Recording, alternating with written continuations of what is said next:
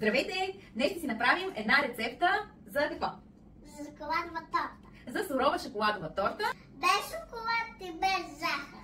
Не започвам. За целта ще са ни необходими един банан. Може Да. Смачкваме го с вилица. Става 100 грама кокос, 50 грама какао, 20 грама еритритол и 3 супени лъжици вряла вода. И разбъркваме добре всички съставки. Става по-бързо и ако имате помощничка. След като сместа ни е готова, тя така се получи доста гъста, като за плат.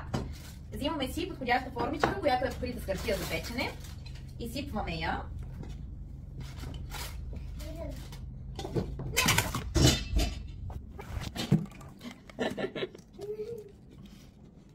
И бебето ни бута камерата. Но ние успяваме да се справим и притискаме добре към дъното на купата. Ето го и слагаме в хладилника, за да стегне, докато си направим крем. За крема ще са ни необходими 10 грама какао, 15 грама еритритол, шок от фурни, аз гладвам това, 20 грама. и последната съставка е 300 грама извара. Ние сме си взели готварска извара. Разбъркваме отново и единственото, което ни остава е да го сложим върху тортата и да я украсим. Украсяваме с ягоди и боровинки. Аз не искам, а това ще бъде за мен. Само за красота. Не искам за мен. А половината може ли?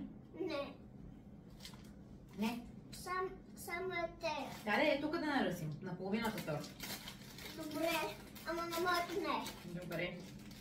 Успяваме да се разберем и така върху половината торта имаме бадеми. Но наистина се получи много вкусна. А за повече такива лесни и бързи рецепти вземи моята книга "Здравословно за всички от дома". Към нея има и 2 книги подарък: "Шоколад без вина" и "Яш торта без вина". И не забравяй да ме последваш!